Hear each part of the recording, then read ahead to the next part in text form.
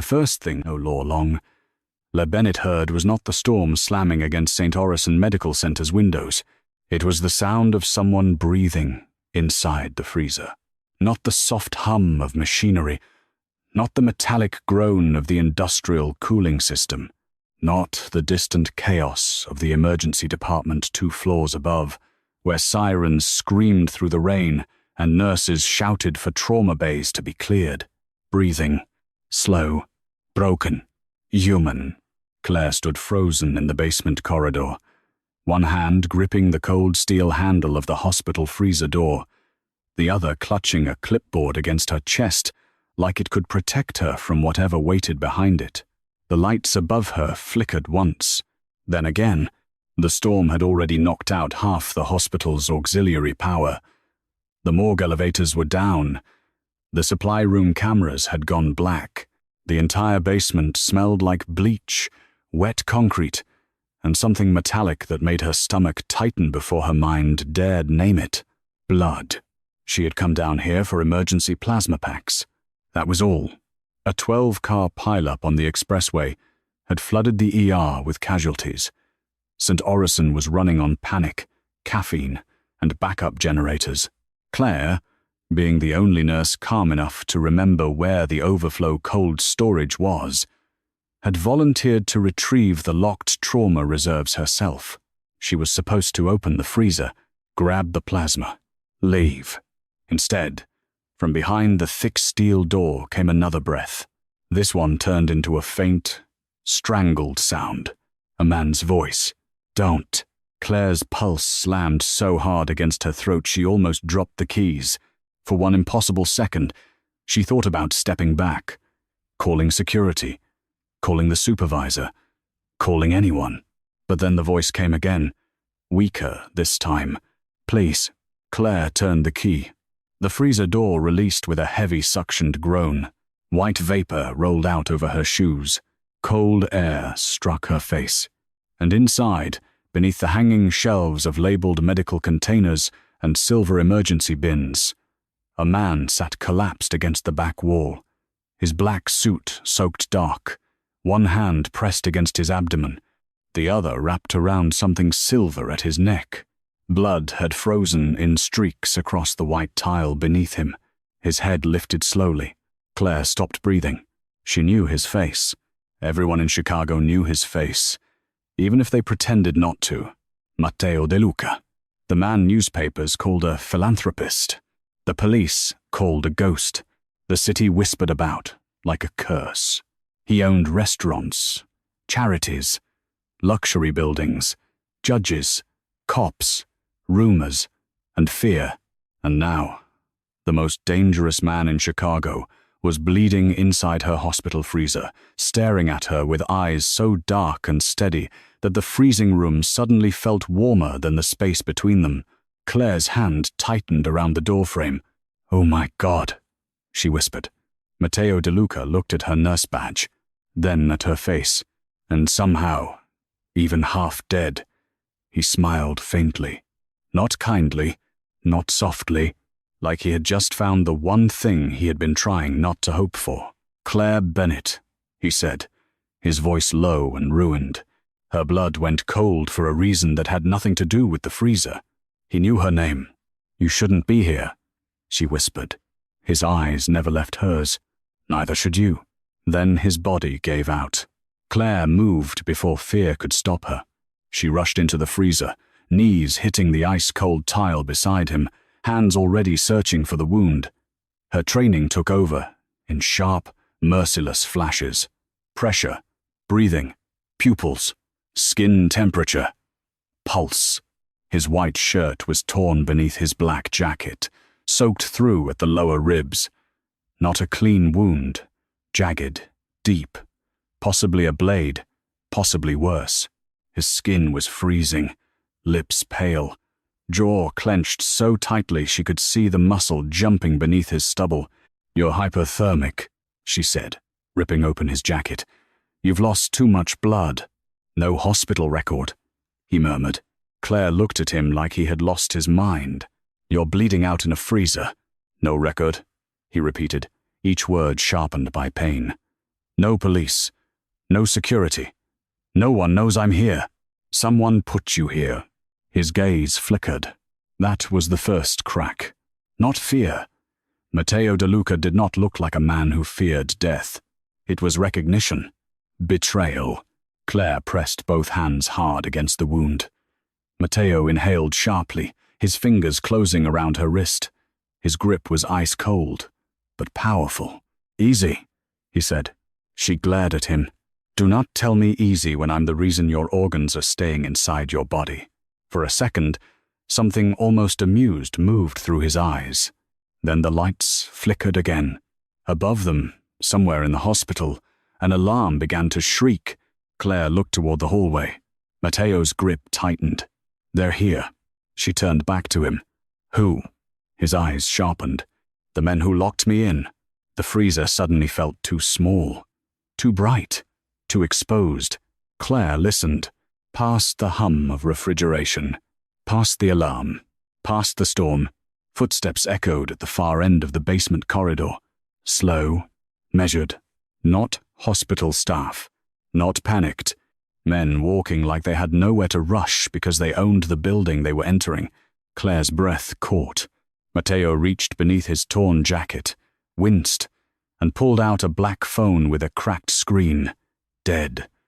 He looked at it once, then let it fall against the tile. How many? She whispered. Enough. Are they armed? His silence answered. Claire looked at the bleeding mafia boss on the floor, then at the open freezer door, then at the hallway filling with distant footsteps.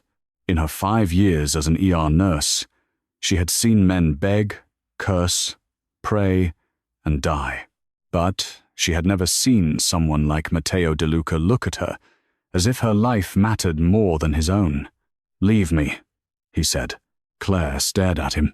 What? Close the door. Walk away. You'll die. Yes. His eyes held hers, calm and absolute. But you won't. Something inside Claire twisted. It was not attraction. Not yet. It was anger.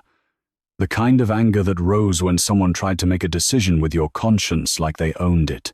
She leaned closer, voice low. I don't leave patients. I'm not your patient. You're bleeding on my floor. That makes you mine. The words landed between them with a strange force. Matteo looked at her hand pressed against his wound, at her determined face, at the rainwater dripping from the loose strands of hair that had escaped her bun. For 1 second, the most feared man in Chicago looked almost stunned. Then Claire grabbed the emergency thermal blanket from the wall kit, wrapped it around his shoulders, and hooked her arm under his. Get up. His laugh was barely a breath. You're ordering me? Yes. Do you know who I am? Claire looked him dead in the eye. Right now? A man who will bleed to death unless he listens to his nurse. The footsteps grew louder. Matteo's expression changed. Not softer, more dangerous. He forced himself upright, with a sound so quiet it was almost more terrifying than a scream. Claire bore his weight, shocked by the heat of his body beneath the cold, by the strength still locked inside him despite the blood loss. He was tall, heavy, powerful, even wounded, and when he stood, the freezer suddenly seemed too small for him. Claire dragged him toward the back service exit inside the cold storage room, one used by morgue staff to move supplies between basement sections. Most nurses didn't know it existed. Claire did, because 3 years earlier, during a hospital lockdown drill, she had memorized every route out, because Claire Bennett never trusted any building with only one escape. She punched in the emergency code. The keypad flashed red. Access denied. She cursed under her breath. Matteo leaned against the wall, watching her with disturbing focus. Again, he said. I know. She entered the code again. Denied. The footsteps stopped outside the freezer door. Claire went still. A man's voice spoke from the hallway. Mr. DeLuca. Matteo's face hardened. The voice was smooth, educated, almost bored. We know you're alive. Claire's eyes flew to Matteo. He brought one finger to his lips. Another voice followed. You made this harder than it needed to be, Matteo. Something dark passed over his face. Claire mouthed silently. You know him? Matteo did not answer. The first voice came closer. Claire's stomach dropped. The nurse. They knew she was here. Matteo's gaze snapped to her with such lethal intensity that for a moment she forgot he was wounded. He whispered, Behind me. Claire almost laughed from pure disbelief. You can barely stand. Behind me. The command was quiet, absolute, and terrifyingly protective. The freezer door moved. Someone outside pulled it wider. Claire grabbed the fire extinguisher from the wall before she could think. The first man stepped through in a dark coat, rainwater glistening on his shoulders, a weapon low in his hand. He did not get 2 steps. Claire swung the extinguisher with both hands. It cracked across his face with a brutal metallic thud. He dropped. Matteo stared at her. Claire stared back, breathing hard. What? She snapped. Nurses improvise. The second man appeared. Matteo moved faster than any injured man should have. His hand shot out, grabbed the attacker by the collar, and slammed him face first into the freezer shelf. The motion tore his wound open wider. Claire saw blood bloom through his shirt. Matteo. He swayed. A third shadow moved beyond the door. Claire grabbed Matteo's arm and shoved him toward the service exit as the keypad suddenly turned green. She froze. It had unlocked itself. Matteo saw it too. His expression changed. Caterina, he murmured. Who? My sister. The door clicked open. Claire did not ask more. She pushed Matteo through. They stumbled into a narrow service passage lit by emergency red strips. Pipes groaned overhead. The air was warmer here, heavy with dust and old concrete. Behind them, men shouted. Someone slammed into the freezer door. Claire half-dragged Matteo down the corridor. His breathing grew harsher. You have to stay awake, she said. I'm awake. You're doing that mafia thing where you pretend pain is optional. It usually is. Not with blood loss. Genius. His mouth twitched. They reached a junction. Claire turned left toward the old surgical wing. Matteo grabbed her wrist. No, the elevators are that way. They'll expect that. And you know this hospital better than I do. His gaze burned into hers.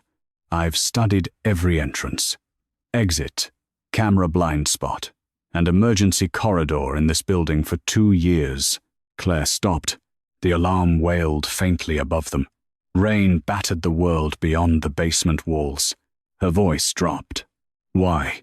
Matteo looked at her for one loaded second. Then his eyes shifted to the silver necklace at her throat. Claire's hand went there instinctively. A simple silver pendant shaped like a tiny crescent moon. Her mother's. Matteo looked away first. Move. But Claire had seen it. Recognition. Not of the necklace. Of her. Fear sharpened into something more personal. You didn't just know my name because of tonight, she whispered. He didn't answer. They kept moving. But now every step sounded like a question. Why had Matteo DeLuca studied her hospital?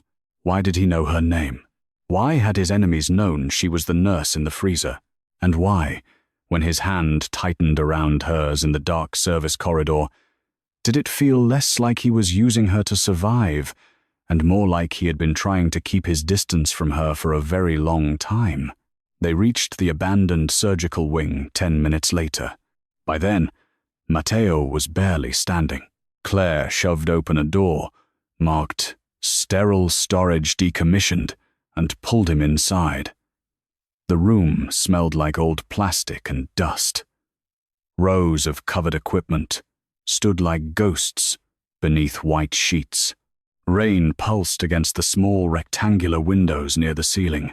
Claire locked the door. Then she turned on him. Sit down. This time, he obeyed. Matteo sank onto an old examination table, jaw tight, face pale beneath the shadow of his dark hair.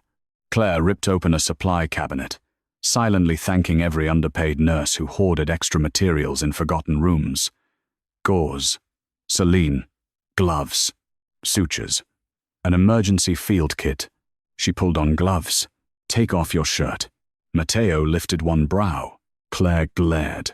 I'm trying to save your life, not flirt with your ego. He removed the ruined jacket with effort, then unbuttoned what remained of his blood-soaked shirt. Claire forced herself not to react. Not to the tattoos across his shoulder and ribs. Not to the old scars. Not to the fact that his body looked like a map of violence survived by willpower alone. The wound was worse than she hoped. Deep laceration below the ribs. Possible internal injury. Blood still flowing too fast. You need surgery. No. You don't get to say no. I do if the hospital is compromised. Claire pressed gauze hard into the wound. Matteo's hand clenched around the edge of the table until his knuckles whitened. Who did this? She asked. My underboss. Claire looked up. Matteo's eyes were fixed on the wall, cold and empty now. His name is Rafe Belluno. He's been with my family since I was 13. He taught me how to shoot, how to read a room, how to know when a man plans to betray you before he knows it himself. And you didn't know? A muscle moved in his jaw. I knew someone was selling names to the Albanians. I didn't know it was him. Why put you in a hospital freezer? Because he knew I wouldn't be found until morning. Unless someone came down for plasma. His gaze returned to her. Yes. Claire's hand slowed. That was planned. Matteo said nothing. Her heartbeat changed. You wanted me to find you? No. The answer came too fast. Too sharp. Claire stared at him. Then why did your sister unlock the service door? Matteo's voice dropped. Because she watches the hospital cameras when I can't. Claire stepped back. The room seemed to tilt. You have people watching this hospital? Not the hospital. His eyes held hers. You. The words were quiet. They landed like a thunderclap. Claire's breath left her. What did you say? Matteo closed his eyes briefly, as if pain was easier than the truth. Claire. No. Her voice shook now, not with fear, but fury.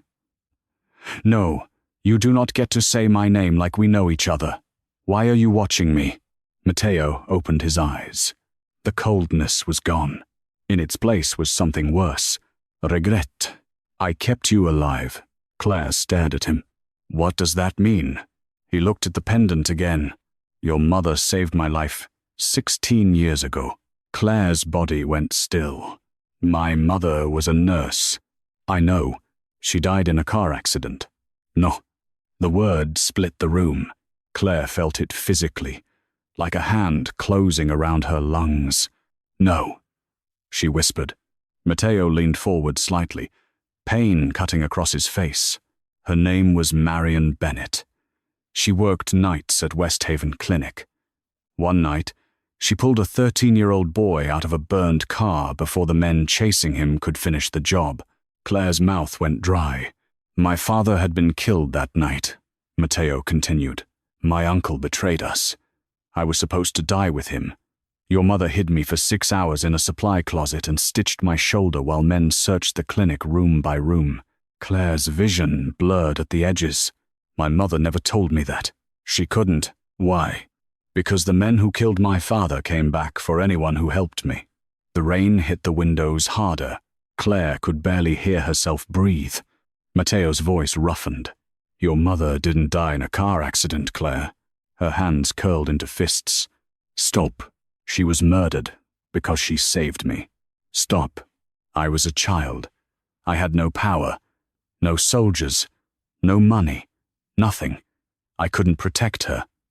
His voice dropped lower, so when I became powerful enough, I protected the only part of her that was left. Claire backed away like he had cut her. No, Claire, you watched me for years, from a distance. That does not make it better. I know. Did you follow me? Track me? Read my files? I made sure no one touched you. You mean you controlled my life without my consent? His silence was an answer. Claire's eyes filled, but she refused to let the tears fall. Every scholarship that had appeared when she was about to quit nursing school, every landlord who had suddenly stopped raising rent, Every stranger who had intervened when her ex-boyfriend showed up drunk outside her apartment 2 years ago. Every time danger seemed to step close, then vanish. Her life, the one she thought she had built alone, had invisible hands around it. His hands. "Do you have any idea how violating that is?" she whispered. Matteo looked as if she had struck him, though no blow could have hurt more. "Yes." "Then why?" "Because dead women don't get to give permission." The words were brutal, honest, and devastating. Claire turned away, breathing hard. She hated him in that moment, hated the calm darkness in him, hated the grief beneath it, hated that some part of her understood the wound he was speaking from. But she was still a nurse, and he was still bleeding. "Lie back," she said coldly. He obeyed. She cleaned the wound with shaking hands. The silence between them thickened until it felt like another person in the room. Matteo watched her face, but he did not speak. When she threaded the needle through his skin for the first suture, he didn't flinch. On the 5th, his breathing changed. On the 10th, his hand found the edge of the table again. On the 15th, Claire said quietly, "You can hold my wrist if you need to."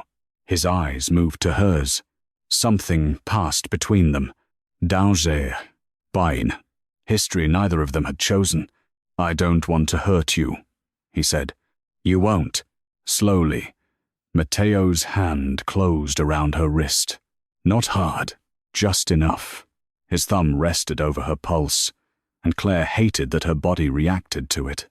Hated that in the middle of fear and betrayal, she could feel the heat of him, the closeness, the strange intimacy of being the only person allowed to see the feared Matteo DeLuca weak. "You should hate me," he said. "I'm considering it." His mouth twitched faintly. "That's fair." She tied the last suture, bandaged him tightly, and injected antibiotics from the emergency kit. "You still need a real surgeon."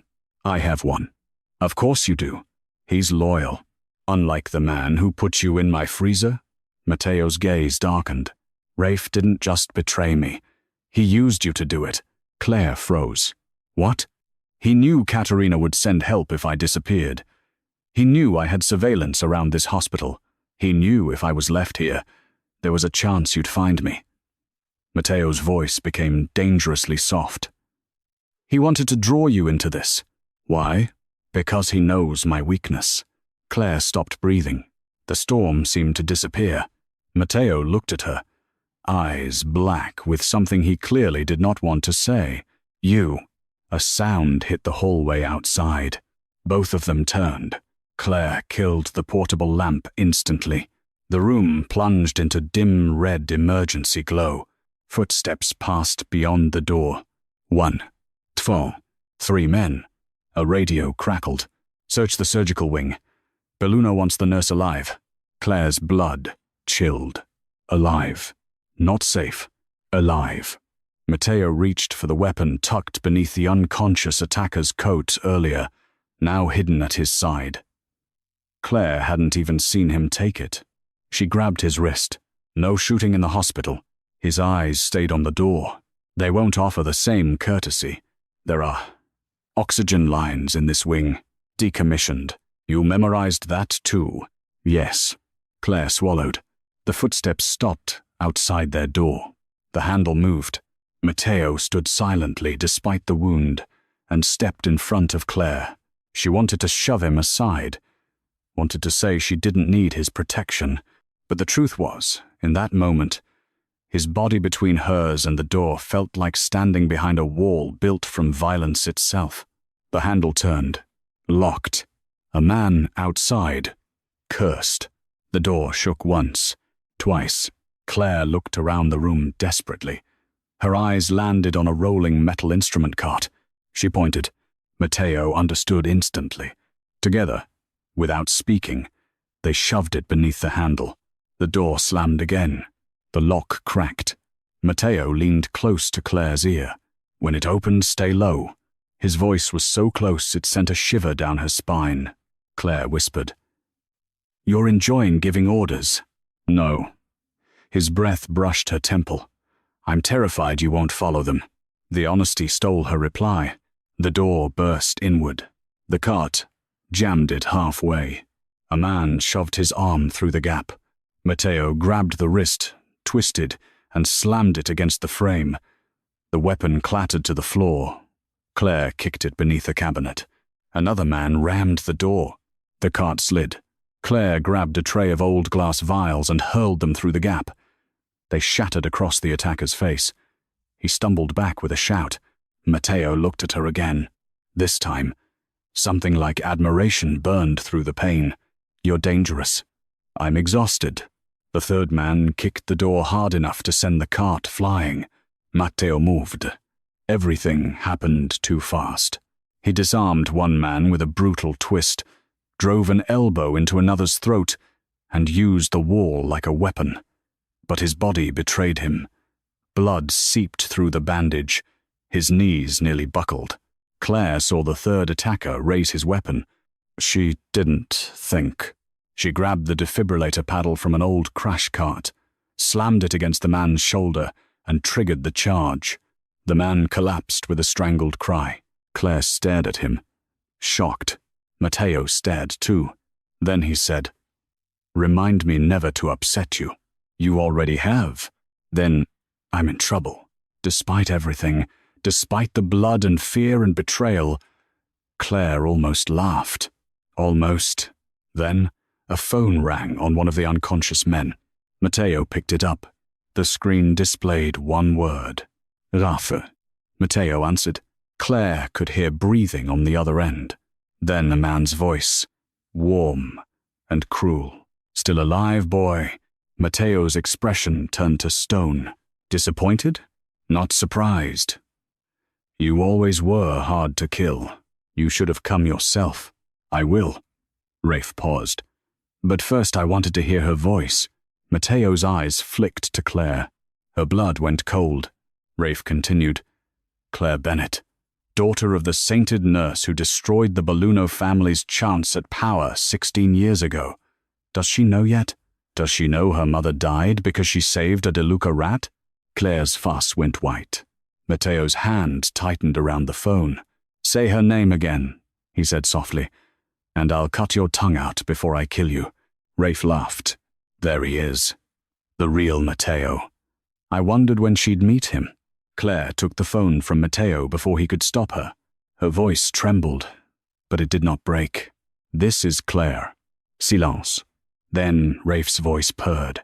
"Ah, the nurse. You sent men into my hospital. I sent men into DeLuca property. This hospital is not his. Everything near him becomes his, including you." Claire's jaw tightened. "I belong to myself." Matteo's gaze locked on her. Rafe chuckled. "That's what Marion said." The name hit Claire like a slap. Rafe continued. "She was brave too. Brave women always think courage protects them." Claire's voice dropped. "No, but witnesses do, and hospital phones record external calls through emergency routing." Rafe went silent. Claire looked at Matteo. Matteo's eyes gleamed with lethal approval. Claire continued. "You just confessed connection to a murder threat, organized armed entry, and intent to abduct hospital staff. I don't know how mafia wars work, Mr. Belluno, but I know how subpoenas work." For the first time, Rafe's smooth voice cracked. "You little—" Matteo took the phone back. "She's smarter than you." Then he ended the call. For 2 seconds, no one spoke. Then Claire said, "Did I just threaten a mafia underboss with hospital admin?" Matteo looked at her and laughed. A quiet, painful laugh, but real. It changed his face completely. For one dangerous second, Claire saw the man beneath the legend. Not soft, never harmless, but human, wounded, tired, alone for so long that even laughter looked unfamiliar on him. Then he swayed. Claire caught him. "Okay, no more laughing while internally bleeding. We need to leave. You need a surgeon. My safe house has one. My hospital has an oar. Your hospital has traitors." Claire wanted to argue. Then the overhead speaker crackled. A voice came through the hospital intercom. All staff, remain in secure units. Code Silver. Repeat, Code Silver. Active threat. Claire's stomach dropped. Above them, Saint Orison was going into lockdown. Because of him. Because of her. Because the past had finally broken through the basement door. Matteo's stolen phone buzzed again. This time, a text. Unknown. You have 20 minutes before police arrive. Rafe owns half of them. Get to the East Ambulance Bay. C. Claire looked at him. Your sister? Yes. Can she get us out? She can try. Claire grabbed supplies, shoved them into a medical bag, and helped Matteo toward the old service tunnel that connected the surgical wing to the East Ambulance Bay. The tunnel was narrow, dim, and filled with the groan of pipes overhead. Every few steps, Matteo's breathing roughened. Every few steps, Claire felt his weight press heavier against her. You're slowing down, she said. I'm admiring the architecture. You're bleeding through the bandage. I prefer my version. You prefer denial. You prefer control. Claire looked at him. And how's that working for you tonight? He didn't answer. The tunnel lights flickered blue-white above them. Claire's anger had not left. It sat inside her like a hot coal. But something else moved beside it now. The terrible knowledge that this man had built a cage around her life, not out of ownership, but guilt. Love? No. Not love. Not yet. Something darker. A vow made by a boy who had lost everything and grown into a man powerful enough to turn grief into surveillance, protection into obsession. She should have been only afraid. Instead, she was also curious. That frightened her more. Why didn't you tell me? She asked. Matteo kept walking. Because what would I say? Hello, Claire. Your mother died saving me, and I've been paying men to stand outside your building since you were 21. That would have been a start. You would have run. Yes. You would have refused protection. Yes. You would have died. Claire stopped. He turned slowly. She looked up at him in the narrow tunnel, furious and shaken. You don't know that. Matteo's voice softened, and that softness was somehow more dangerous than his coldness. 3 years ago, a man named Voss followed you from a parking garage. He had a knife. He had been paid to take you, not kill you. My people stopped him. Claire remembered that night. The footsteps behind her, the sudden scream from the alley, the black car pulling away before she could see who was inside. Her throat tightened. 2 years ago, Matteo continued. Your apartment fire was not electrical. Claire whispered. No. The man who started it died before he could tell Rafe where you'd gone. Claire's eyes filled. She had stood barefoot in the rain that night, watching everything she owned burn, thinking she had survived by luck. All this time, she said, voice breaking, I thought the world was random. Matteo looked at her like he wished he could give her back that lie. It is. I just stood between you and some of it. That doesn't make it okay. I know. You keep saying that. Because it's true. Then why don't you sound sorry? His expression changed. I am sorry. His voice dropped. But if I had to choose again between violating your trust and burying you beside your mother, I would violate your trust every time. Claire hated that her heart stuttered, hated the brutal sincerity of it. Before she could answer, a gunshot cracked somewhere ahead. Matteo shoved her behind him instantly. The tunnel erupted with noise. A figure stumbled around the corner. A young man in a black suit, bleeding from the shoulder. Boss, he gasped. Matteo caught him. Nico, they're at the bay. Katerina says west exit is burned. Rafe brought police uniforms. Claire's pulse spiked. Fake police. Real guns. No safe authority. Nico looked at Claire, then at Matteo. She's the nurse? Matteo's voice went cold. She is not a topic. Nico lowered his eyes immediately. Yes, boss. Claire noticed that. The instant obedience. The fear. The devotion. Matteo DeLuca wasn't just powerful. He was followed like a law. Nico handed him a set of keys. Black ambulance. Bay 4. Dr. Sayegh is waiting at the North Safe House. Matteo nodded. Then Nico looked toward the tunnel behind them. I'll hold them. Matteo's face hardened. No. Boss. No. Nico's voice cracked. You saved my brother. Let me do this. Matteo stared at him, and for the first time, Claire saw the cost of command cross his face. Every life in his world belonged to him in some way. Every death, too. Matteo put a hand on Nico's shoulder. 2 minutes. Then run. Nico nodded. Claire reached into her bag, wrapped his shoulder quickly, and pressed gauze into his hand. Pressure. Don't be heroic longer than medically necessary. Nico blinked at her, then smiled despite the blood. I like her, Matteo muttered. Unfortunately, so do I. Claire looked sharply at him, but he was already moving. They ran. The tunnel ended behind a maintenance door near the East Ambulance Bay. Rain exploded into the corridor as Matteo pushed it open. The world outside was chaos. Ambulances idled beneath harsh white lights. Red emergency strobes flashed against wet pavement. Hospital staff were being moved away by security. Somewhere near the main entrance, people screamed. Black SUVs lined the far curb. Not hospital vehicles. Men in police uniforms stood too still beneath the rain. Claire knew instantly they were not police. Real police carried stress in their bodies. These men carried purpose. Matteo pulled her back into shadow. The ambulance, he whispered. Bay 4, 30 feet away. Might as well have been across a battlefield. Claire looked at him. He was pale, bleeding, running on something beyond stamina now. You can't fight through that. I don't need to fight through it.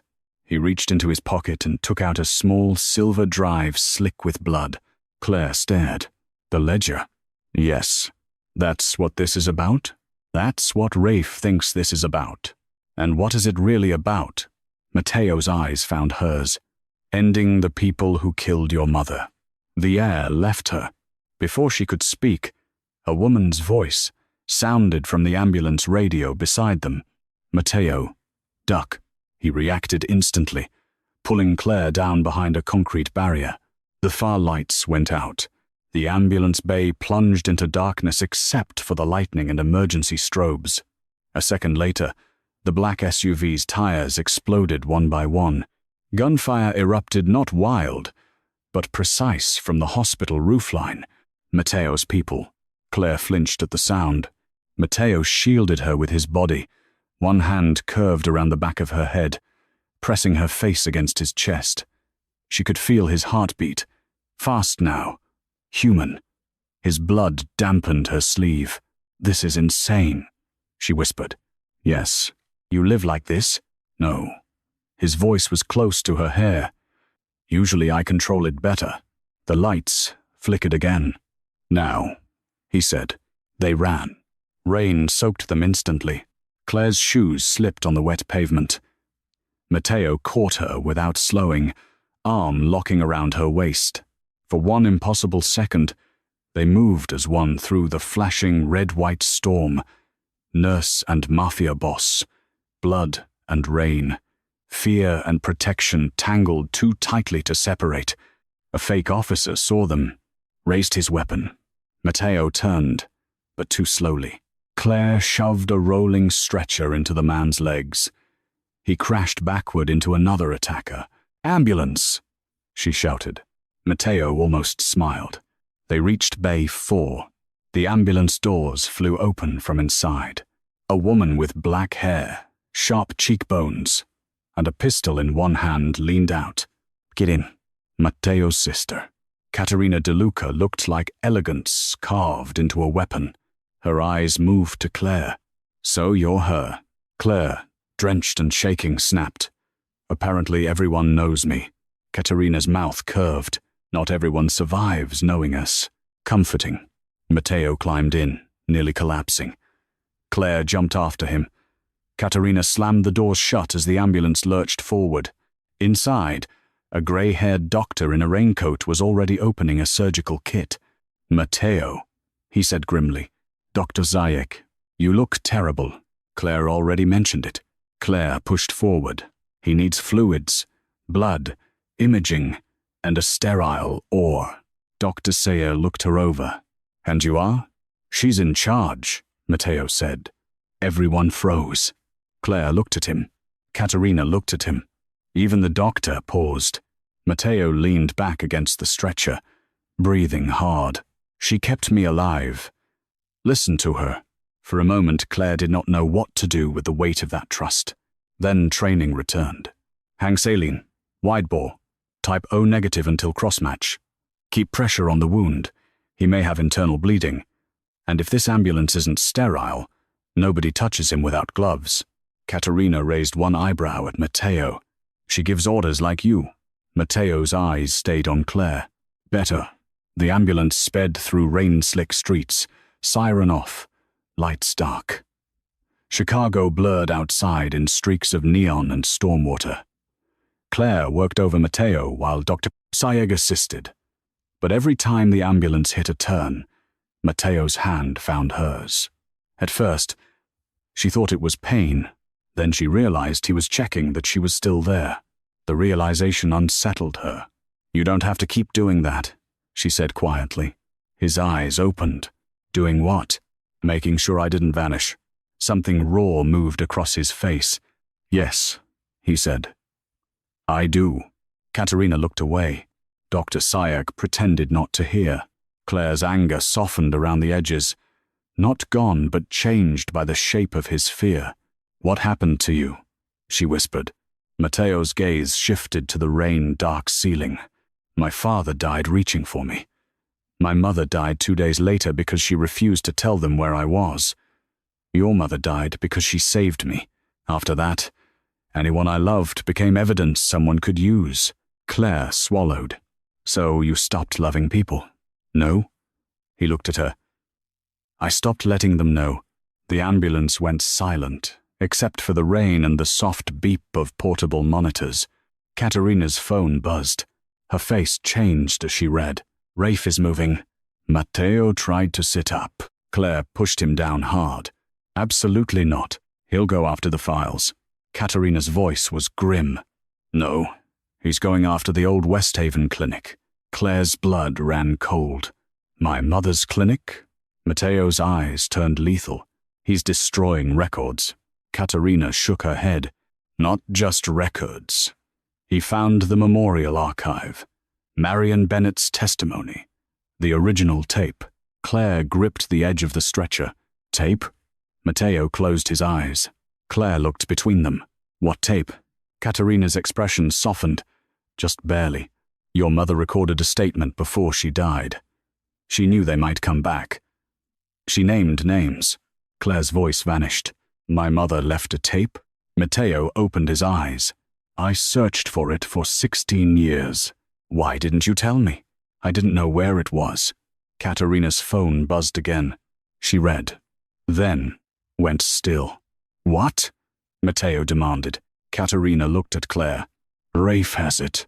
The safe house was not a house. It was an old private medical facility hidden behind the facade of a closed rehabilitation center on the north side, surrounded by iron gates, bare winter trees, and cameras so discreet Claire only noticed them because she was looking for danger now. Inside, the lights were bright, sterile, and cold. Matteo was rushed into a private operating room. Claire scrubbed in without asking permission. Dr. Sayer gave her one look and said, "You've assisted trauma surgery. More times than I've slept this month." Then stand there. For the next hour, Claire did not think about mafia wars, murdered mothers, surveillance, or the dangerous man on the table. She thought only in blood pressure, suction, clamps, sutures, internal bleeding, the steady rhythm of keeping a body alive. Matteo nearly coded once. His heart stumbled beneath the monitor's scream. Claire's hand pressed against his sternum as Dr. Sayeg worked. "Don't you dare," she whispered. The monitor wailed. "Matteo," she said, sharper now. You do not get to drag me into this nightmare and then die before explaining all of it. Dr. Sayegh called for medication. Claire leaned close to Matteo's ear. Come back. His pulse flickered, faded, then returned. Weak. But there. Claire exhaled, shakily. Dr. Sayegh glanced at her. He heard you. Claire looked down at Matteo's unconscious face. Bloodless. Beautiful in a ruined, dangerous way. The face of a man who had commanded fear across an entire city, now utterly dependent on her hands. Her anger did not disappear, but something else settled beside it. Responsibility. Connection. A thread neither of them had asked for. When surgery ended, Matteo was moved to a recovery room with windows overlooking the storm-drenched courtyard. Claire washed blood from her hands in the adjoining bathroom until her skin burned. When she came out, Katerina was waiting. She held a tablet. You should see this. Claire didn't want to. She also knew she had to. Katerina played the video. The image was grainy, old, time-stamped, 16 years earlier. A woman appeared on screen, sitting in what looked like a clinic office. She had Claire's eyes, Claire's mouth, Claire's tired strength. Marion Bennett. Claire stopped breathing. Her mother looked frightened but determined. If anything happens to me, Marion said on the tape, my daughter Claire must be protected. Not because she knows anything. She doesn't. She's 8 years old. She likes moon stickers, pancakes, and sleeping with the hallway light on. Claire covered her mouth. Tears spilled before she could stop them. Marion continued, voice shaking. The boy I saved is Matteo DeLuca. He is not responsible for his father's crimes or his family's enemies. He was a child. If he survives, I hope he becomes better than the men hunting him. Katerina's face tightened. The tape crackled. The men who came to West Haven wore police uniforms. One was Rafe Belluno. I saw his face. I heard him say the DeLuca line had to end. If I die, it was not an accident. Claire made a sound so broken, it barely seemed human. Katerina paused the tape. I'm sorry. Claire stared at her mother's frozen face. All these years she had grieved an accident, a random tragedy. But her mother had known, had fought, had left truth behind. Claire's grief transformed into something sharper. Where is the full tape? Rafe sent us that clip 20 minutes ago, Katerina said. He has the original. Why send it? Katerina looked toward Matteo's room, to force Matteo to trade the ledger. Claire understood. Matteo had evidence against Rafe. Rafe had the last piece of Claire's mother. Both men held ghosts like weapons. Through the glass, Matteo lay unconscious, pale beneath white sheets, monitors tracking every fragile beat. Claire wiped her face. No. Katerina studied her. No. I'm done being the thing men use to hurt each other. Katerina's eyes warmed slightly. Good. Claire looked at the paused image of her mother.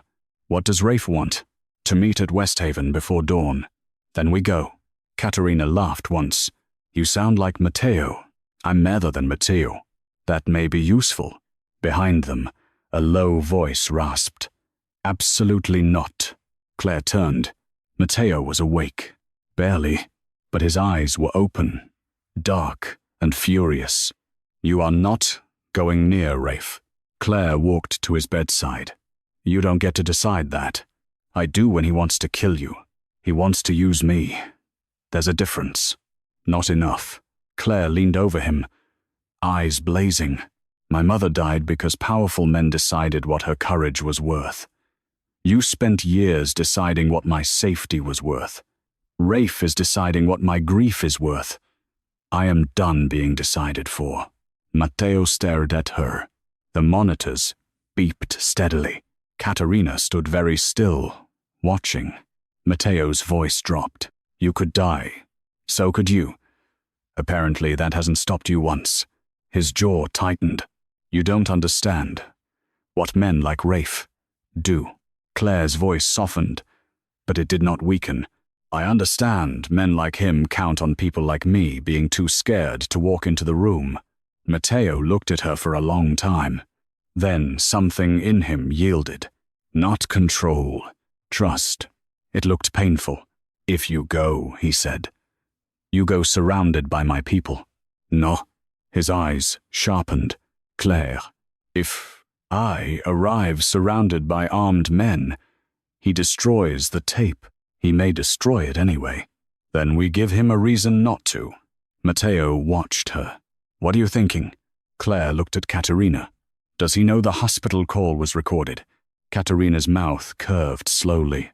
"Not officially." Claire looked back at Matteo. "Then we make him believe I have something worse." West Haven Clinic sat beneath the tracks of the old elevated train line, abandoned for 10 years and soaked in stormwater. Its brick walls were tagged with graffiti. Its windows were boarded. The sign still hung crooked above the entrance, half the letters missing. Claire stood across the street just before dawn, rain dripping from the hood of her dark coat. This was where her mother had saved Matteo, where she had recorded the truth, where death had started following both of them. Matteo stood beside her despite every medical argument Claire had made. Pale, bandaged, dressed in a black coat over surgical wraps.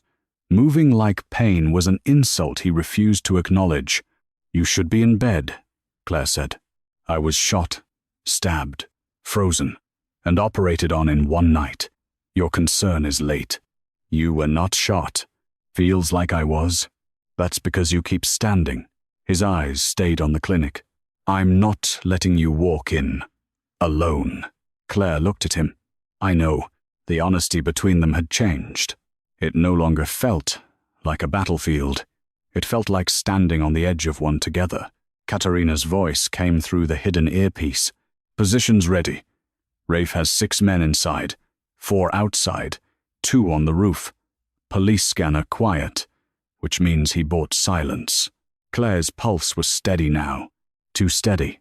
Matteo noticed. His hand brushed hers. "You're afraid," he said. "Yes." "Good. Fear keeps you alive." "What keeps you alive?" His eyes moved to her. "Tonight?" "You." For a moment, the ruined clinic, the rain, the men waiting to kill them, all of it seemed to fall away. Claire looked at the man who had watched her from shadows, violated her trust, saved her life, carried guilt like a second skin, and still looked at her like he would burn the city before letting it bury her. She should not have felt anything tender, but she did, and that tenderness frightened her because it did not erase the darkness. It stood beside it.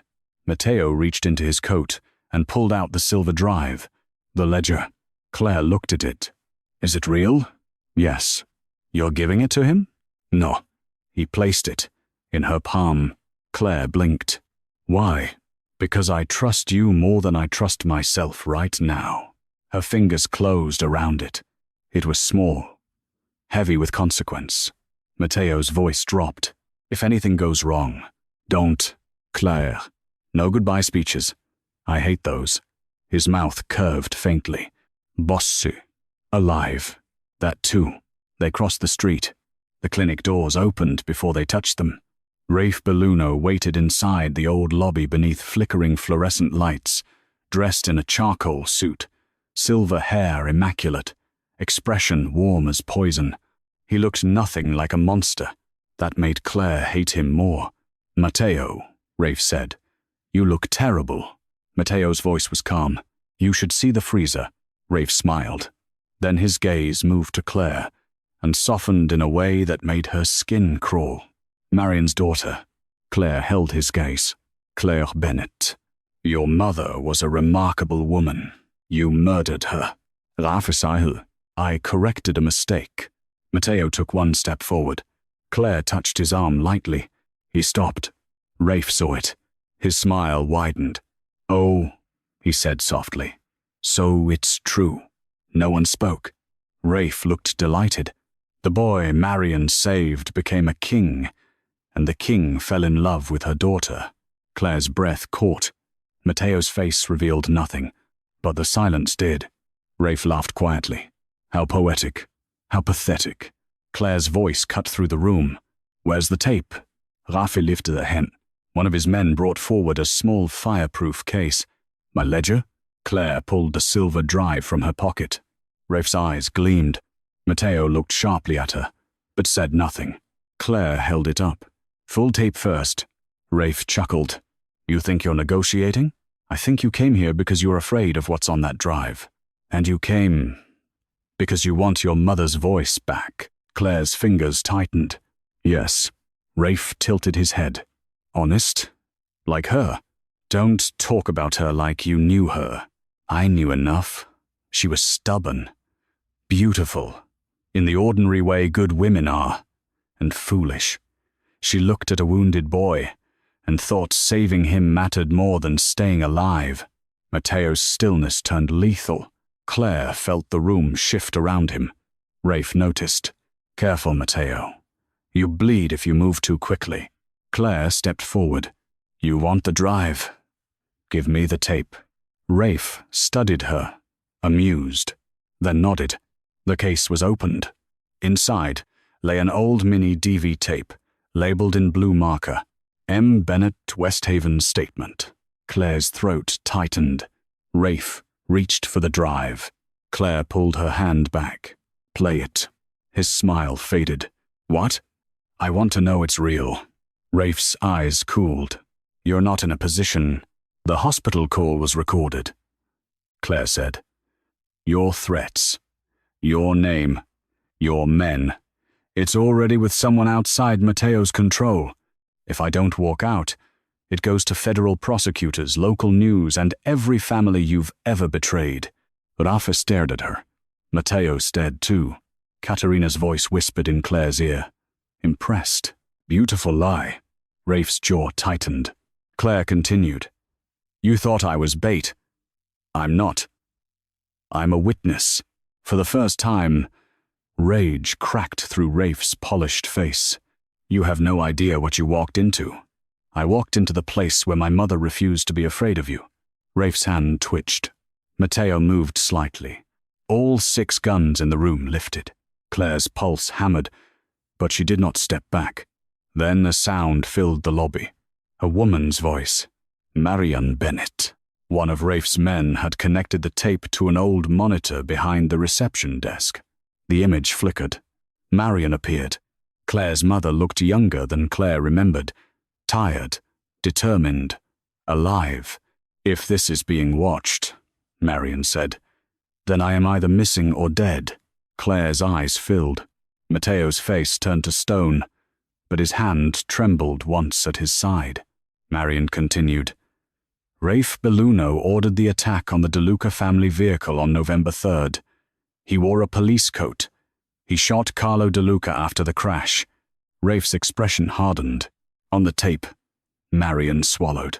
I hid Matteo because he was a child. Whatever his name meant to those men, he was a child. And if protecting a child makes me guilty, then I accept that guilt. Claire cried silently now. Matteo looked at the floor. Marion leaned closer to the camera. Claire, sweetheart, if somehow one day you see this, I need you to know something. I was not brave because I wasn't scared. I was brave because you existed. Because I wanted you to grow up in a world where someone did the right thing, even when it cost them. Claire pressed a hand to her mouth. My life is not the tragedy, baby, Marion said, voice breaking. The tragedy would be surviving and becoming cruel. Matteo closed his eyes. The words struck him harder than any blade. Rafe snapped. Enough. The monitor went dark. Claire stood trembling. The lobby was silent except for rain dripping through the ruined ceiling. Rafe held out his hand. The drive. Claire looked at Matteo, then at Rafe, and dropped the silver drive into a puddle. Before anyone could react, she crushed it under her heel. Rafe's face went white with fury.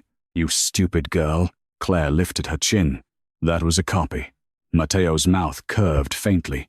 Raffelunget. Everything exploded. The windows shattered inward as Matteo's men breached from outside. Katerina's voice shouted through the earpiece. Gunfire cracked through the clinic, controlled and terrifying. Claire ducked behind the reception desk as Matteo moved despite his wound, disarming the nearest man with brutal precision. Rafe grabbed Claire from behind. Cold metal pressed beneath her jaw. The room froze. Matteo turned.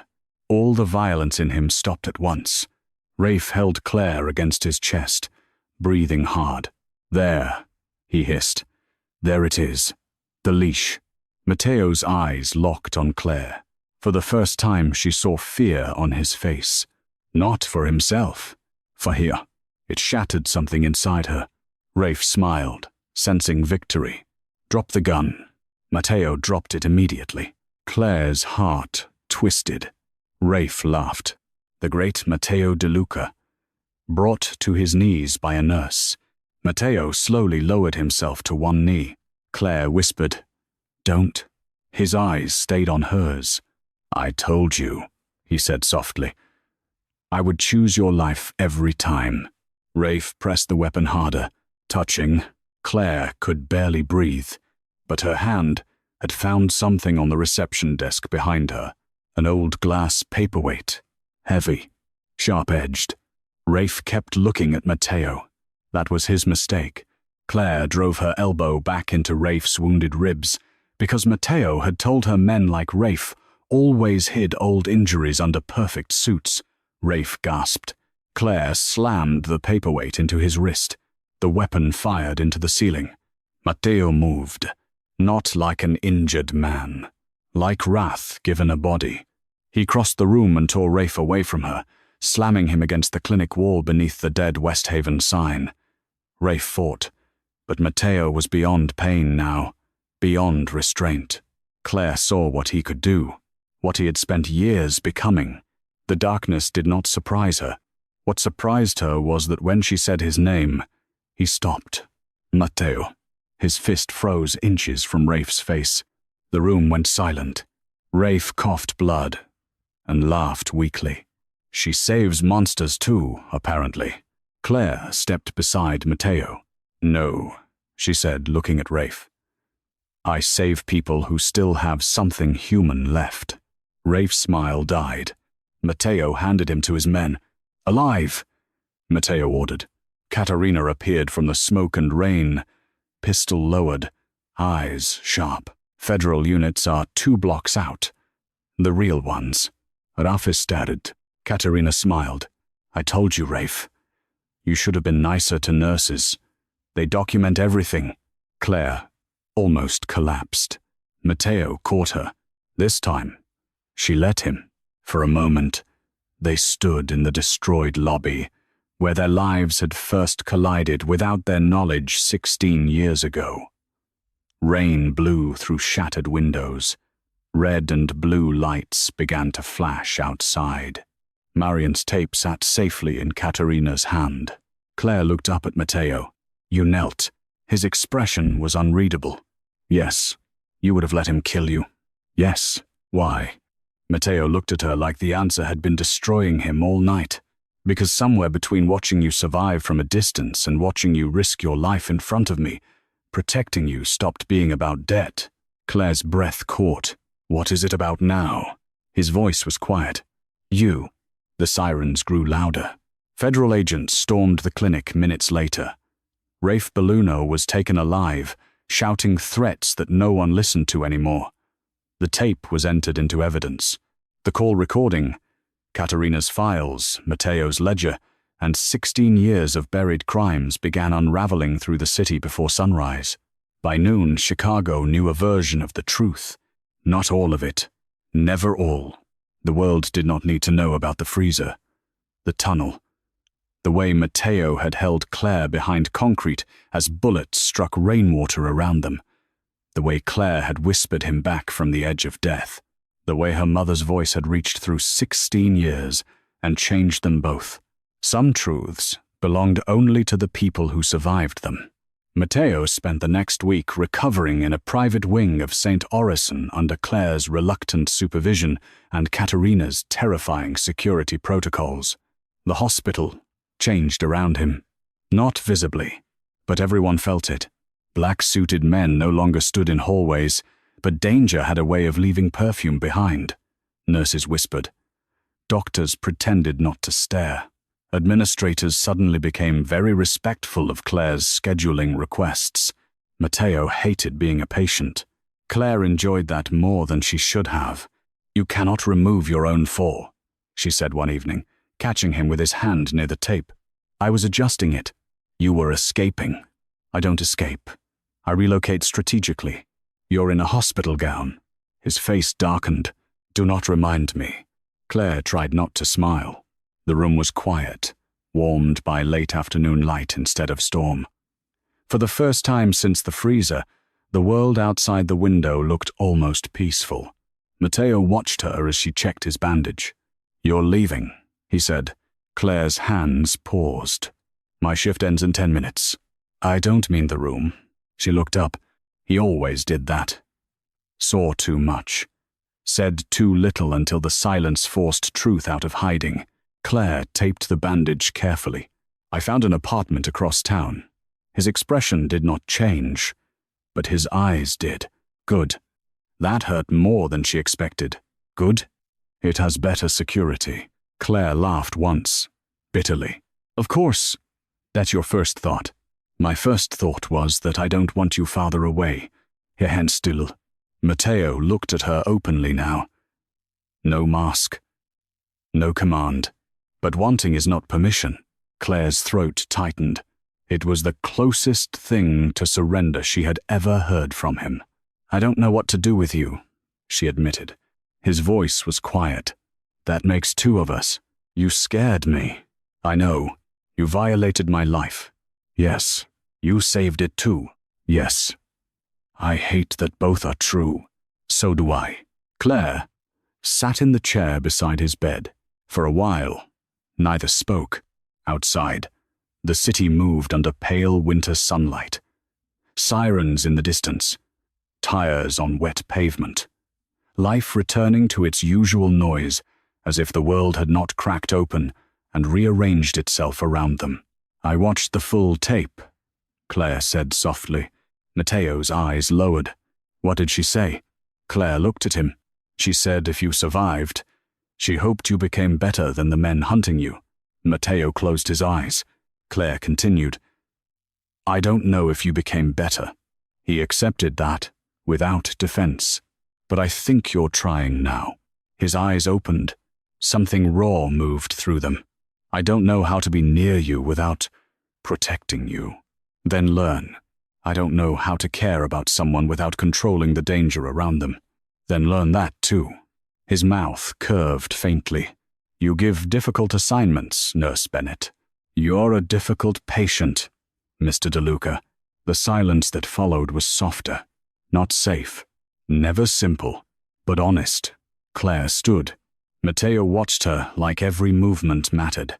At the door, she stopped. "I'm still angry." "I know. I don't forgive you yet." "I know. But tomorrow, when my shift starts, you better still be in that bed." His eyes warmed in the smallest possible way.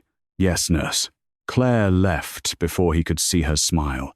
3 months later, Marion Bennett's name was carved into a new memorial wall at Saint Orison Medical Center, not as a victim of an accident, as a nurse who saved a child during an organized attack and recorded testimony that helped expose decades of corruption.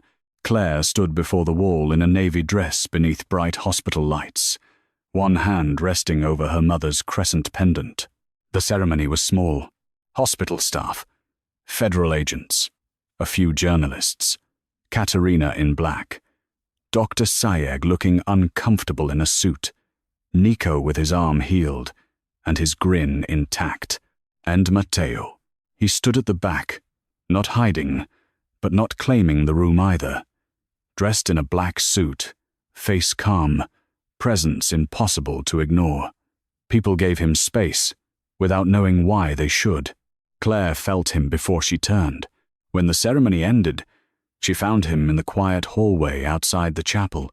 "You came," she said. His eyes moved to the memorial behind her. "She saved my life. I should have stood in the front." "Why didn't you?" "Because today wasn't about me." Claire studied him. He had changed, not into a harmless man, not into some fantasy of redemption polished clean. Matteo DeLuca would always carry darkness. He would always command rooms, frighten enemies, and see threats where others saw shadows. But he was learning restraint, learning distance, learning that love, if that was what this dangerous thing between them was becoming, could not survive as a cage. Claire reached into her coat pocket and held out a small envelope. Matteo looked at it. "What is that?" "My new address." He went very still. Claire held it between them. "I'm giving it to you. Not because you found it. Not because Katerina hacked a lease office. Not because one of your men followed a moving truck." His mouth twitched. "I told them not to. I know. Katerina told me you looked physically ill. She exaggerates. She said you paced for 2 hours. She lies." Claire smiled faintly. Then her voice softened. "I'm giving it to you because I choose to." Matteo stared at the envelope like it was something holy. Slowly, he took it. Their fingers brushed. The touch was brief, but it carried everything they had not yet dared name. Trust, fragile as glass. Desire, dark and patient. Grief, no longer solitary. Matteo slipped the envelope inside his coat. "I won't come unless invited," he said. Claire nodded. "Good." A pause. Then she added, "Dinner is at 7.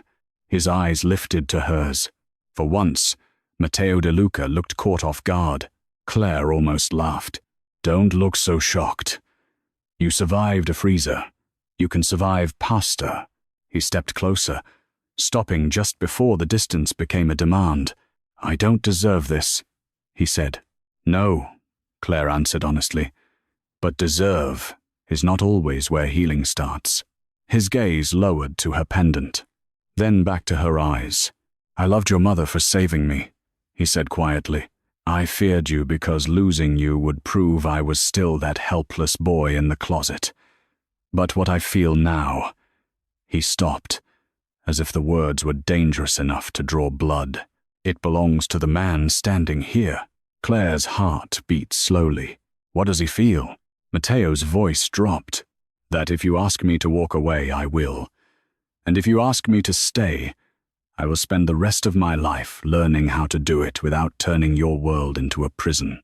Claire's eyes burned. Outside the chapel windows, rain began to fall, not violent this time. Not storm-driven, just soft silver lines against the glass. She stepped closer. Matteo did not move. He let her decide the distance. Claire placed one hand lightly against his chest, over the steady beat beneath his suit. "I'm not asking forever," she whispered. His hand rose, slowly, giving her every chance to pull away. She didn't. He touched her cheek with a gentleness so careful it nearly broke her. "What are you asking?" Claire looked at the man her mother had saved. The man who had saved her badly, wrongly, desperately. The man who had knelt in blood rather than risk her life. The man still learning that protection without freedom was just another kind of violence. She thought of the freezer door opening, the blood on the tile, the voice in the dark saying her name, the tape, her mother's face, the storm, and the strange, impossible beginning hidden inside a night that should have ended them both. 7 o'clock, Claire said. Matteo's eyes softened. It was subtle, almost invisible, but Claire saw it. She was starting to understand that Matteo DeLuca's emotions did not arrive loudly. They moved like shadows under locked doors. Quiet, powerful, devastating when finally seen. "I'll be there," he said. Claire smiled. "I know." Then she walked away first. Not because she was leaving him, because she could. And Matteo stayed where he was, watching her go not as a guard, not as a ghost, not as a man controlling the danger around her, but as someone invited to remain outside the door until she opened it. Behind him, Marion Bennett's name gleamed beneath the hospital lights. Outside, Chicago washed itself clean in the rain, and for the first time in 16 years, Matteo DeLuca did not feel like a boy hiding in the dark, waiting for the people he loved to be taken. He felt the weight of an address in his pocket, a promise not yet forgiven, a door not yet opened, a woman brave enough to save him without belonging to him. And when 7 o'clock came, he stood outside Claire Bennett's apartment in the rain with no guards in sight, no weapons visible, no orders waiting on his tongue, only a bouquet of white lilies, not roses, not something dramatic, not something chosen by power. Lilies, because Claire had once mentioned, during a bandage change when she thought he was asleep, that her mother used to grow them in a cracked blue pot on the kitchen windowsill. Claire opened the door. She looked at the flowers, then at him. "You remembered." Matteo's voice was low. "I remember everything about you." A warning might have lived in those words once. Now it sounded like a confession. Claire stepped aside. Matteo entered slowly, as if crossing a border he had no right to take by force. The apartment was small, warm, and filled with soft yellow-white lamplight. Rain tapped the windows. Pasta simmered on the stove. On the kitchen counter, beside a framed photo of Marion Bennett, stood a cracked blue pot. Inside it, new lilies had begun to bloom. Matteo stopped when he saw it. Claire watched his face carefully. All the power left him for 1 second. Only grief remained. Then gratitude. Then something quieter. Claire took the bouquet from his hands and placed it beside the pot. Neither of them spoke. They didn't need to. For years, Matteo had watched Claire from darkness, because he believed love was measured by how much danger he could keep away. That night, in a small apartment above a rain-lit street, he learned another kind of protection. Standing still, being invited, letting the door close behind him without locking it. Claire handed him a plate. Matteo looked at it like no one had ever simply fed him before. She sat across from him, not healed, not finished, not safe in the easy way, but alive, together in the same room by choice. Outside, sirens passed and faded. The city kept its secrets. The rain kept falling. Somewhere in federal custody, Rafe Belluno waited for a trial that would tear open old empires. Somewhere in the hospital, Marion Bennett's name shone on a wall where no lie could cover it again. And inside Claire's apartment, the most feared man in Chicago sat quietly at a small kitchen table, while the woman he had once protected from the shadows watched him learn how to stay in the light. The story did not end with a kiss in the rain. It ended with something harder. Matteo DeLuca reached across the table, palm open, not taking, asking. Claire looked at his hand, then placed hers in it. And this time, when his fingers closed around hers, it was not a command, not a rescue, not a debt born from blood and guilt. It was a beginning, dangerous, imperfect, unforgiven in places, but real. And for Claire Bennett, who had opened a hospital freezer and found the man everyone feared bleeding inside, real was the most terrifying thing of all. Because monsters were easy to run from, ghosts were easy to mourn, but a wounded man trying to become worthy of the woman who saved him? That was the kind of story that could change the ending. That was the kind of love that did not arrive clean. It arrived bleeding. It arrived in the cold. It arrived behind a steel door in the middle of a storm. And when Claire opened it, she did not just find Matteo DeLuca. She found the truth. She found her mother's courage. She found the beginning of a life, no longer controlled by secrets. And Matteo, for the first time, found someone who did not fear the darkness in him enough to leave. Someone who saw it, named it, challenged it, and still opened the door. The lilies bloomed through the night. The rain softened before dawn. And when morning light finally touched the window, Claire's hand was still in his, not trapped, not hidden, held by choice.